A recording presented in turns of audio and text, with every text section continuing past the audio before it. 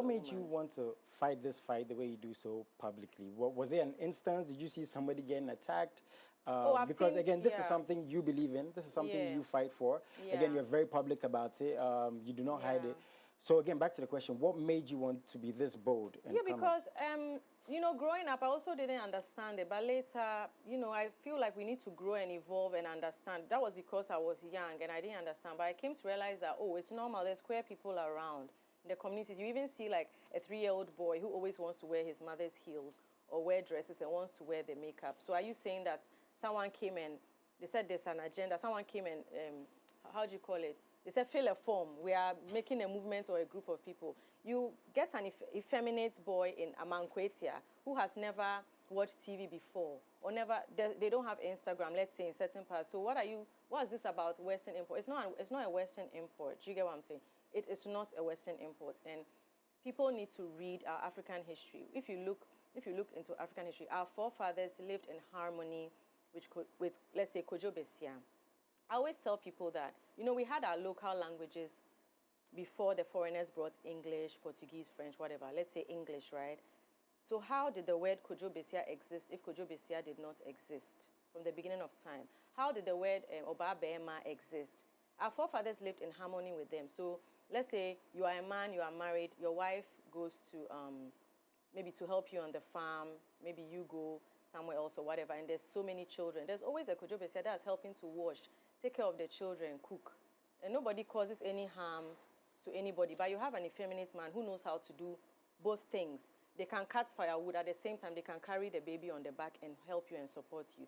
So there was a lot of elasticity between us back then.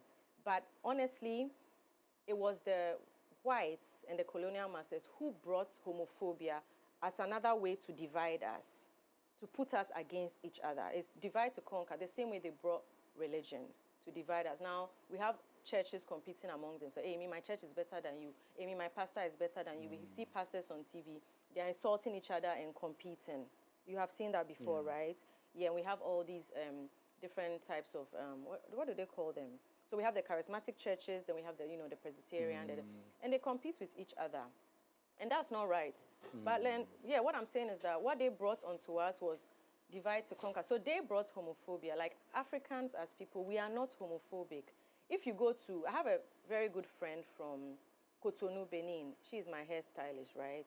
She'll tell you that, she said when she moved to Ghana, she was confused, like, what's the big deal? They live in harmony there. And do you know what I've realized? The countries that these evangelicals go, that they are going to stop LGBTQ people, like, you can't stop God's creation.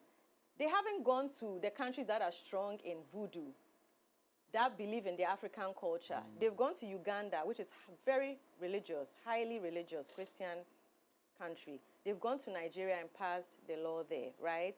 And now they are trying to bring it to Ghana.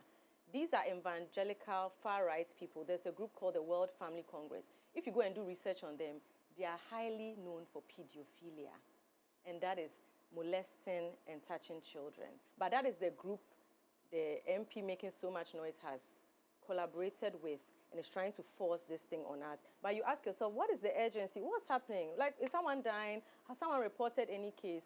All the cases I hear is straight men raping women or straight men raping little girls.